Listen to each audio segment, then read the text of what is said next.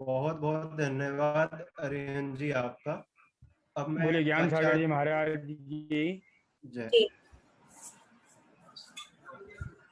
हाँ, जय सागर जी को बुला लो। अब मैं आचार्य श्री गे सागर जी महाराज जी से निवेदन करूंगा कि वो आशीर्वचन दे के हम सभी को अनुग्रहित करें।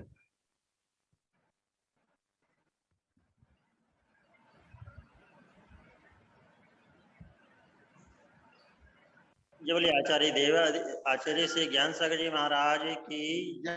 जय बोले जय 1000 श्री आदिनाथ भगवान की जय। बोले चिंतामणि पाठ भगवान की जय। बोले जय। वर्तमान महादेव भगवान की जय। जय। ज्ञान सागर गुरु तारो हमें शीस करुणा करो कर से दो आशीष। जय बोले मन दीक्षा गुरु आचार्य जी ज्ञान सागर जी महाराज की जय।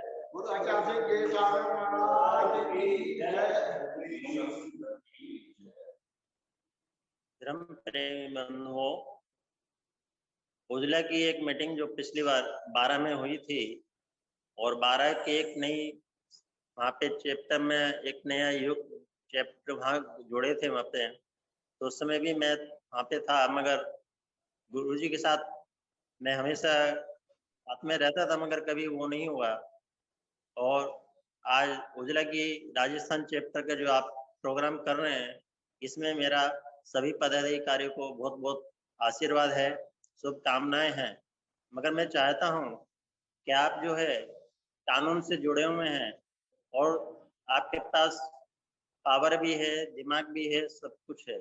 मैं चाहता हूँ कि इस बार जो कोरोना बीमारी में जो ऑक्सीजन की कमी हुई पूरे देश में, ये आप सबने भी देखा है। और इसका मेन कारण क्या है कि हमारे देश से जंगल के जंगल साफ हो रहे हैं। अभी कल के पेपर में भी आपने देखा हो, कल या परसों के पेपर में भी 3 लाख से ज्यादा पेड़ और काटने की अनुमति दी गई है। तो कहीं ऐसा ना हो कि भविष्य में हमारे छोटे बच्चे एक हाथ में बोतल की पानी और एक हाथ में गैस का सिलेंडर लेके, ऑक्सीजन का सिलेंडर लेके स्कूल जाएं। ऐसी थी, मैं समझता हूँ कि हम अपने देश में नहीं देखना चाहते हैं और आप भी शायद देखना नहीं चाहते हो। मैं चाहता हूँ कि उजला के पेपर पे ही जैसे जैन समाज को अल्पसंख्यक का दर्जा मिला, उसी में चाहता हूँ कि आपके इस उजला के माध्यम से ही सुप्रीम कोर्ट में या जहां भी हो सके इसके ऊपर वन काटने के ऊपर पाबंदी लगनी चाहिए, बहुत जरूरी है। अगर अपने देश को ऑक्सीजन सिलेंडरों से बचाना है तो जंगल बचेगा तो ऑक्सीजन बचेगी, और ऑक्सीजन बचेगी तो जीवन बचेगा, ये सभी जानते हैं।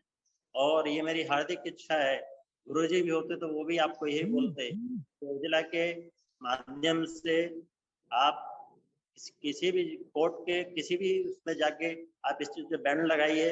अगर आपको सड़क बनानी है तो पेड़ नहीं काटिए, आपने सड़क घुमा के जहां से मर्जी वहां लेके जाइए।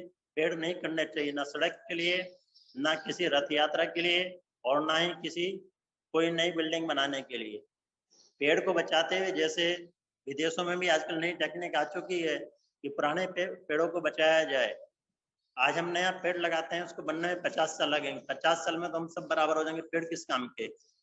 जो पुराने पेड़ हैं कटने में टाइम तो नहीं लगता है, मगर उसको खड़े होने में 50-100 साल लगते हैं। इसलिए पेड़ ना कटें, पर्यावरण बचा रहे, और हम ऑक्सीजन की इस तरह की मारामारी के लिए कभी फिर दोबारा ऐसी नौबत हिंदुस्तान में नहीं आए, इसका आप लोग ध्यान करें। और भारत की जनता को बचाने के लिए बहुत जरूरी है कि भारत में पेड़ काटने बिल्कुल बंद होने चाहिए, वो चाहे सड़क के लिए हो चाहे किसी के लिए भी हो।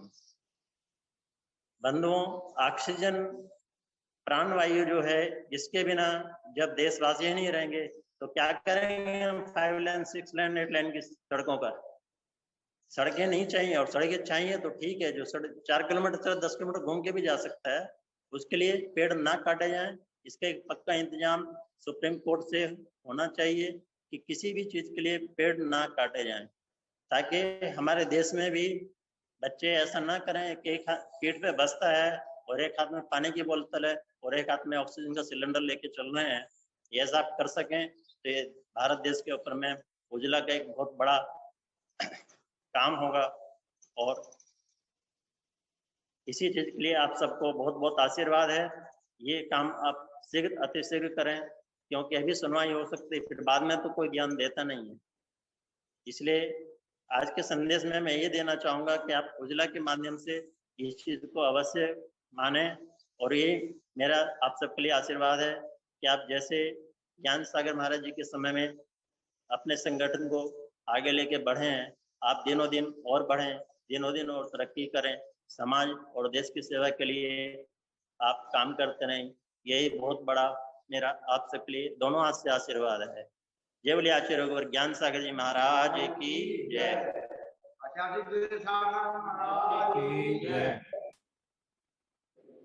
मैं पत्ताचार्य श्री जागर जी महाराज की जय। मैं ब्रह्मचारिणी अनीता दीदी जी से निवेदन करता हूँ कि वह अपने मंगल वचनों से हमें अनुग्रहित करें।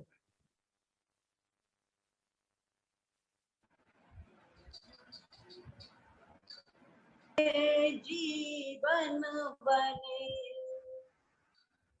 छा जाए सुख छा, जुड़े परस पर दिल सभी, टले अमंगल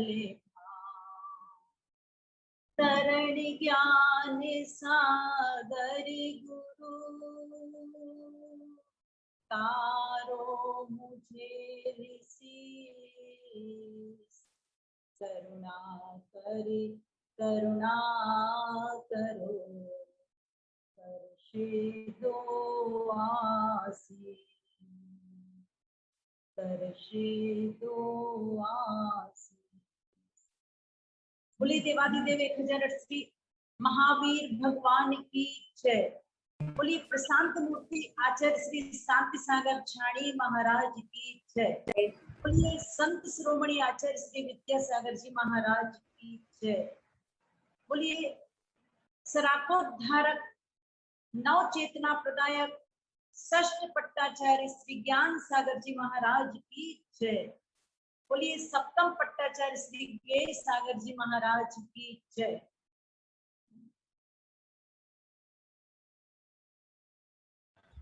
एक बार एक व्यक्ति मार्केट जाता है और वह अंगूर के ठेले के पास रुक जाया करता है, और जैसे ही अंगूर के ठेले के पास पहुंचता है, वह गुच्छों में लगे हुए अंगूरों का भाव पूछता है। बेचने वाला व्यक्ति कहता है कि ये अंगूर 80 रुपए किलो है। उसकी नजर जाती है पास में ही बिखरे हुए जो अंगूर पड़े हुए थे उनकी तरफ, और वह उन बिखरे हुए अंगूरों का मूल पूछता है। बेचने वाला व्यक्ति कहता है इनकी कीमत 30 रुपए की।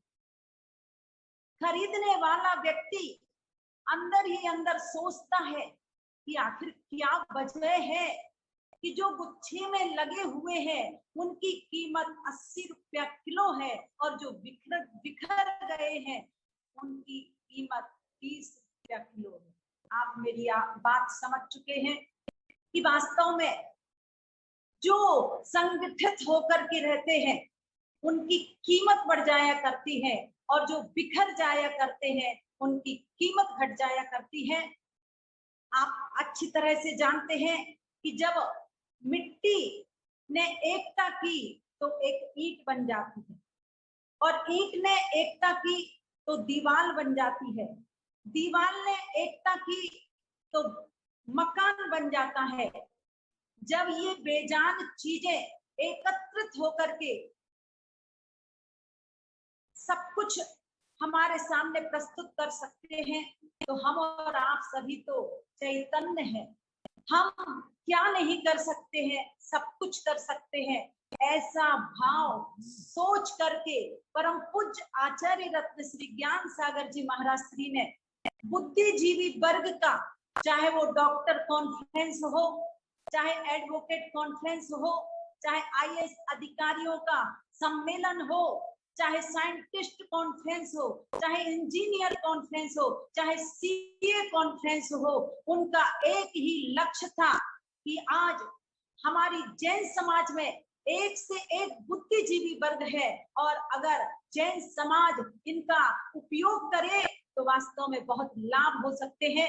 उजला संस्था अपने आप में एक महत्वपूर्ण और भव्य संस्था है, जिसके स्तंभ बहुत मजबूत हैं। कई बार आप सभी ने पूज्य गुरुदेव के मुखारविंद से सुना है कि हम अपने जीवन को जैसा चाहे वैसा बना सकते हैं। अभी ऑल इंडिया स्तर से एडवोकेट कॉन्फ्रेंस आपने देखी थी, बहुत अच्छी तरह से लगभग 120 एडवोकेट्स, जस्टिस आदि ने जुड़ करके ये बताया कि पूज्य गुरुदेव हमारे बीच से शरीर से तो चले गए हैं, पर हमारे मन में आज भी उनकी छवि अंकित है, और ये छवि जिंदगी जब तक है तब तक रहेगी। क्योंकि पूज्य गुरुदेव ने हमें जो रास्ता बताया है, हमें जो दिशा दी है, उसकी वजह से हमारी और आपकी दशा सुधरी हुई है। एक छोटा सा प्रसंग सुनाकर मैं अपनी बात को विराम दे रही हूँ। दो भाई समुद्र के किनारे टहल रहे थे।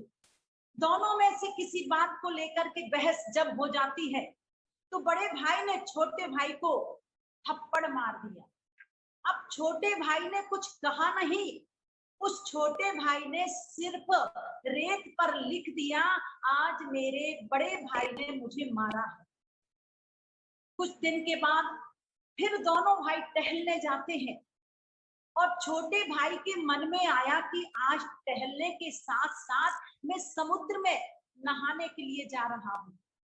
बड़ा भाई दूर से देख रहा है कि छोटा भाई डूबने वाला है, और तुरंत बड़े भाई ने उस छोटे भाई को बचा लिया, बाहर निकाल दिया।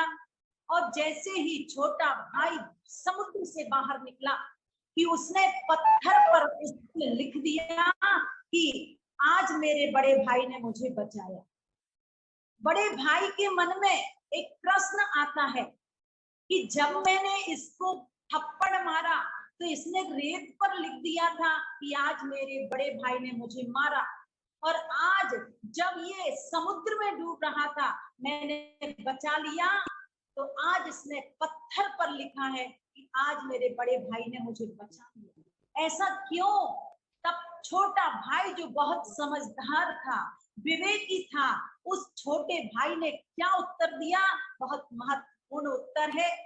जब कोई हमें दुख दे तो रेत पे लिख देना चाहिए ताकि वह जल्दी मिट जाए, परंतु जो हमारे लिए अच्छा करता है तो हमें पत्थर पर लिखना चाहिए, जो कभी मिट नहीं पाए और हमेशा हमेशा के लिए यादगार बन जाए। ऐसे थे हमारे परम पूज्य आचार्य रत्न श्री ज्ञान सागर जी महाराज, जिनके प्रति आज वास्तव में हर व्यक्ति श्रद्धास्पद है और हर व्यक्ति उनके श्री चरणों में नमन करता है इसी भावना के साथ कि हे पूज्य गुरुदेव, आपने हम सभी को जो राह दिखाई है, हम सभी को जो दिशा दी है, उस दिशा पर हम चलते रहेंगे। और आपने जो संगठन तैयार कराए हैं, वो संगठन इसी तरह से जैसे आपके सामने ये जागरूक थे, समाज के बीच में एक चेतना लाने में माध्यम बनते थे, उसी तरह से आज भी हम और आप सभी मिलकर के पूज्य गुरुदेव के स्वप्न को साकार करेंगे। वास्तव में लोग ऐसे होते हैं जिन्हें मात्र माँ पिता याद करते हैं जाने के बाद, कुछ लोग ऐसे होते हैं जिन्हें सिर्फ उनका परिवार याद करता है, कुछ लोग ऐसे होते हैं जिन्हें पूरा नगर याद करता है, कुछ लोग इस धरा पर ऐसे होते हैं जिन्हें पूरा देश याद करता है, और बहुत कम लोग ऐसे होते हैं जिन्हें पूरी दुनिया याद रखती है। ऐसे थे परम पूज्य आचार्य रत्न श्री ज्ञान सागर जी महाराज, जिनको आज भी हर व्यक्ति स्मरण करता है, नमन निवेदित करता है और याद करता है कि उन्होंने मुझे कैसे कैसे संभाला है, बुद्धिजीवी वर्ग को किस तरह से एक सूत्र में बांधा है। तो निश्चित रूप से ऐसे पूज्य गुरुदेव के श्री चरणों में हम और आप सभी नमन करते हुए यही भावना भाते हैं कि आपके जो भी अधूरे कार्य हैं, हम सब मिलकर के उन अधूरे कार्यों को पूरा करेंगे, जिसमें सबसे पहले श्री दिगंबर जैन ज्ञान तीर्थ मुरैना, जो कि एवी हाईवे रोड पर स्थित है, जिसका पंच कल्याणक प्रतिष्ठा महोत्सव होने वाला है। अभी नहीं, जब अच्छी परिस्थितियां आ जाएंगी, अभी निर्माण कार्य चल रहा है और ऐसे इस ज्ञान तीर्थ क्षेत्र पर समय समय पर कुछ छोटी छोटी सी गतिविधियां चल रही हैं। आप सभी का सहयोग हर समय रहे। ऐसी भावनाओं के साथ अंतिम 4 पंक्तियां कहकर मैं अपनी बात को विराम दे रही हूँ। ये रंग बदल कर तस्वीर बदल देते थे, कमान से निकला हुआ तीर बदल देते थे, बहुत शक्ति थी गुरुवर के चरणों में। ये इंसान की तकदीर बदल देते थे, ये इंसान की तकदीर बदल देते थे। निश्चित रूप से चाहे जस्टिस अवाई गोहिल जी साहब हो, श्री सुरेंद्र मोहन जी, आदि आदि की पूरी टीम अभी भी पूज्य गुरुदेव के प्रति उसी तरह से समर्पित है। आप सभी का ये समर्पण आगे भी इसी तरह जीवंत रहे, यही भावना हमारी और सबकी है। बोलिए परम पूज्य आचार्य रत्न श्री ज्ञान सागर जी महाराज की जय। अब मैं हमारे नेशनल चीफ कोऑर्डिनेटर एवं राजस्थान प्रदेश के प्रेसिडेंट श्रीमान SM जैन साहब जी से निवेदन करूंगा कि वो उजला की रिपोर्ट एवं भावी योजनाएं बताकर सभा को संबोधित करें।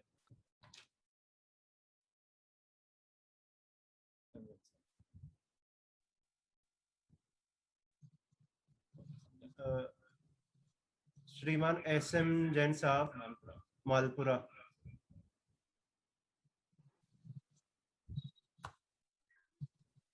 सभी को जय जिनेन्द्र। आवाज आई? जी आवाज जी साहू जी आ रही है। जी सर, आ रही है आ रही है भाई सर, ठीक। आ रही सभी को जय है, आ रही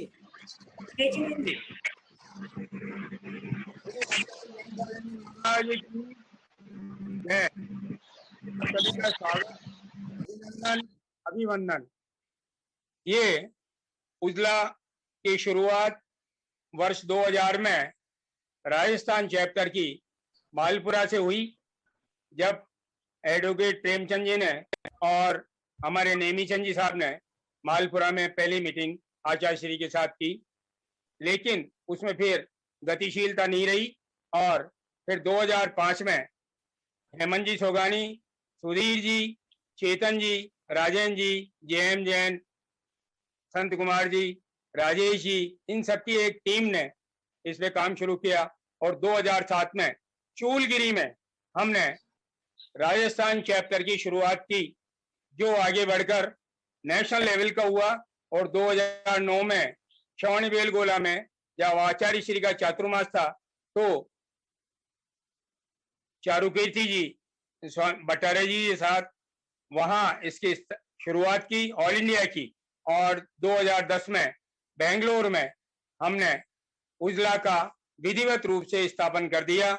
वहां से all India Jain advocate forum बना और हमारी उसकी शुरुआत वहां के गवर्नर उस समय हंसराज जी भारद्वाज, HR भारद्वाज जी थे, उन्होंने उसकी मुख्य आतिथ्य में उनके हुआ।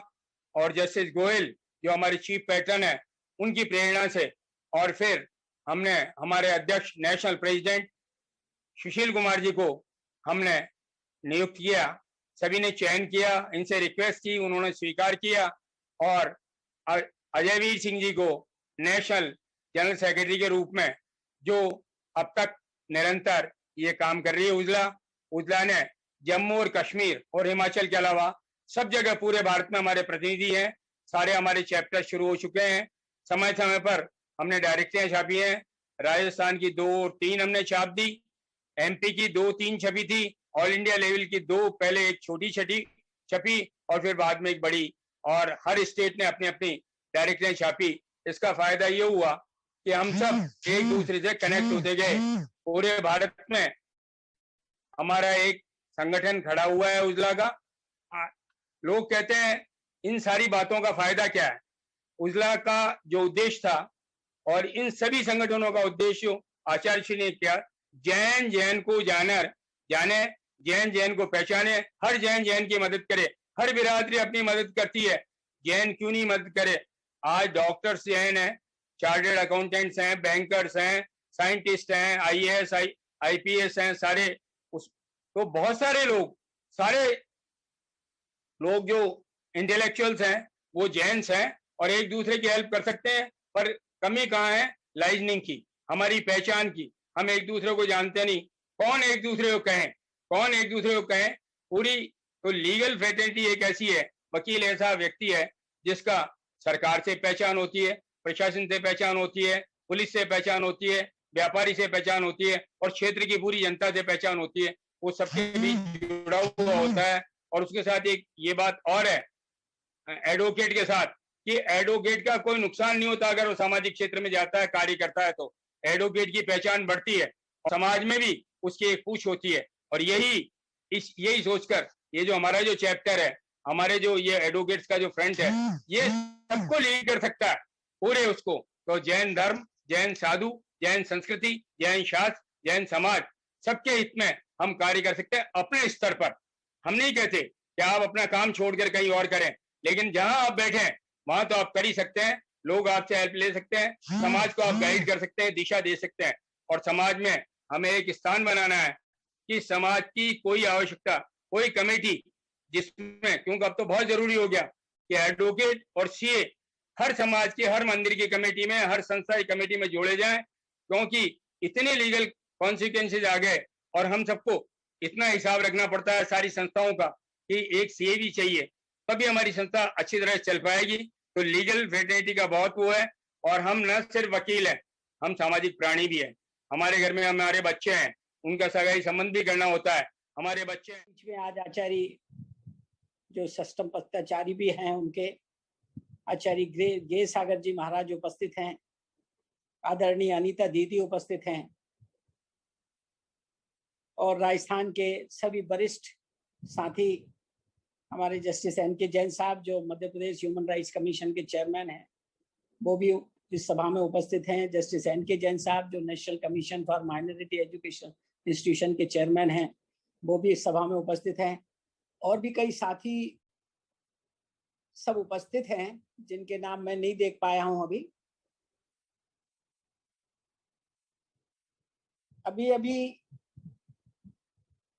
आचार्य गे सागर जी ने एक बहुत अच्छी बात इस सभा के मंच के सामने रखी, पर्यावरण बचाने की। उन्होंने जो एक बच्चे का उदाहरण दिया कि कहीं ऐसा नहीं हो कि भावी पीढ़ी एक हाथ में पानी की बोतल और दूसरे हाथ में ऑक्सीजन का सिलेंडर लेके स्कूल जाए। ये एक बड़ा डर सामने आया। अनीता दीदी ने एक संगठन से जुड़े रहने की बात की, अगर मुट्ठी बंधी हुई है तो उसकी बात अलग है और अगर मुट्ठी खुली हुई है तो उसकी बात अलग है। तो संगठन का क्या महत्व है, अभी हमारे भाई सुरेंद्र मोहन जी ने भी उजला की पूरी रूपरेखा, देश में उजला क्या कर रहा है, कहाँ कहाँ उजला है, कहाँ हमने शुरू किया, आज हम कैसे हैं, इस पर प्रकाश डाला। मुझे आज बहुत खुशी हो रही है आप सबके बीच आकर के कि राजस्थान का चैप्टर की एक मीटिंग, देर से सही मगर कम से कम वेबिनार के माध्यम से हम मिल रहे हैं, सबसे संपर्क कर रहे हैं और सबके विचार आज हम जानेंगे कि भाई इस उजला को अब हमें कैसे आगे बढ़ाना है। इस अभी तक ठीक है, मुझे एक सबसे बड़ी खुशी यह है, पता नहीं जो मैं कह रहा हूँ उसमें कितनी सच्चाई है, कि राजस्थान ही एक ऐसा राज्य है जो उजला का झंडा ऊपर फहराए हुए पूरे देश में। और राजस्थान का एक जिला, खासतौर से टोंक जिला, देखिए मुझे अगर मेरा ज्ञान ठीक है तो हमारे सुरेंद्र मोहन जी टोंक जिले के हैं, हमारे राष्ट्रीय अध्यक्ष सुशील जी भी टोंक जिले को बिलोंग करते हैं, जस्टिस NK जैन साहब जो चेयरपर्सन है human rights commission Madhya Pradesh के, वो भी टोंक जिले से हैं। और इसे मैं पता नहीं क्या अहोभाग्य कहूँ या मेरा कोई सौभाग्य कहूँ कि मेरा जन्म भी राजस्थान के इसी जिले में हुआ। मेरा जन्म सिरोंज में हुआ। उस समय सिरोंज टोंक स्टेट का पार्ट था, टोंक स्टेट थी, और वो राजस्थान में भी मर्ज नहीं हुई थी। राजस्थान में 1947 में टोंक स्टेट मर्ज हुई। इसके बाद 56 में जब स्टेट्स का रीऑर्गेनाइजेशन हुआ तो सिरोंज मध्य प्रदेश का पार्ट हो गया और हम राजस्थान से अलग हो गए। किंतु राजस्थान से कोई ना कोई खून का रिश्ता जुड़ा हुआ है। तो खुशी होती है जब राजस्थान के लोग मिलते हैं, जब राजस्थान में बैठ के बात करते हैं। आज जो एक सबसे महत्वपूर्ण बात मैं आपसे करना चाहता हूं, सारे हम जो जिलों के प्रतिनिधि हैं, जो जिलों के हमारे कार्यकर्ता हैं, उनकी बात सुनेंगे। किंतु मैं ये चाह रहा हूं कि ये इतनी मेहनत से जब हमने पूरे देश में इस ऑर्गेनाइजेशन को खड़ा किया है, जिसमें सबसे ज्यादा उसके पीछे हमारी बैकबोन आचार्य श्री थे हमारे, तो अब इस संगठन को कैसे हम जिला, हर प्रदेश के जिले स्तर तक ले जाएं। 4 राज्य देश में ऐसे हैं, पहला राजस्थान, फिर मध्य प्रदेश, इसके बाद महाराष्ट्र, और महाराष्ट्र के बाद कर्नाटक, जहां पे हर जिले में कोई ना कोई जैन लॉयर्स प्रैक्टिशनर्स हैं जो प्रैक्टिस जिलों की अदालतों में प्रैक्टिस करते हैं। अब राष्ट्रीय स्तर पे तो हम बड़े बड़े शहरों में पहुंच गए। यदि हम जिलों में पहुंच जाएं, हमारे जिलों में जो भाई प्रैक्टिस कर रहे हैं, अगर हम उनसे संपर्क स्थापित कर सकें, उनको कह सकें कि भाई आप भी अपने जिले स्तर पे एक संगठन बनाइए, भले ही 5 लोग हों, 10 लोग हों, कम लोग हों। किंतु जैसे अभी मैं देख रहा हूँ हिंदी स्पीकिंग स्टेट में तो खासतौर से राजस्थान और मध्य प्रदेश तो ऐसे स्टेट है जहाँ पे करीब करीब, अभी सुरेंद्र मोहन जी ने 2-1 जिलों का उदाहरण बात कही जहाँ नहीं है हमारे, किंतु इसके बावजूद भी बाकी जो 95% जिले हैं मध्य प्रदेश के भी सारे जिलों में करीब करीब जैन लॉयर्स हैं और जैन लॉयर्स प्रैक्टिस करते हैं। बल्कि यहाँ तो हमारे मध्य प्रदेश में तो तहसील स्तर पे भी वकील उपलब्ध हैं जहाँ संगठन बना सकते हैं। हम उनसे बराबर निरंतर टच में हैं, हम कोशिश कर रहे हैं, हम उन्हें प्रेरित कर रहे हैं, हम उनके साथ संपर्क बना के कोशिश करते हैं कि भाई आप कम से कम हफ्ते में, महीने में एक बार जरूर मिलिए, वहाँ बैठ करके। इससे हमारी न केवल यूनिटी बढ़ेगी, किंतु वहाँ बैठ के आप हमारी जो उस जगह पे जिला स्तर पे या तहसील स्तर पे जो संस्थाएं हमारी काम कर रही हैं, उन संस्थाओं के ऊपर भी हम निगरानी रख सकेंगे।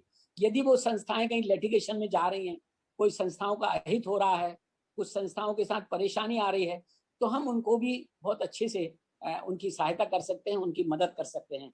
जैसे पिछली मीटिंग में एक बहुत अच्छा विचार आया कि जो हमारी जितनी भी संस्थाएं हैं, जितने मंदिर हैं, जितनी कमेटियां हैं, जितने ट्रस्ट हैं, उन सब में एक एक अभिभाषक को जरूर रखा जाए कमेटी में। उससे क्या होगा कि वो कम से कम लीगल मामलों में गाइड कर सकेगा कि भाई ट्रस्ट की कौन कौन सी क्या क्या हमको पालन करना है, कैसे अकाउंट्स रखने हैं, कैसे उनको सबमिट करना है, कैसे मीटिंग बुलानी है, इस मामले में वो गाइड कर सकेंगे। यदि अगर वहाँ सोसाइटी है और ट्रस्ट नहीं है तो हम ट्रस्ट रजिस्ट्रेशन कराने के क्या फायदे हैं वो बता सकेगा।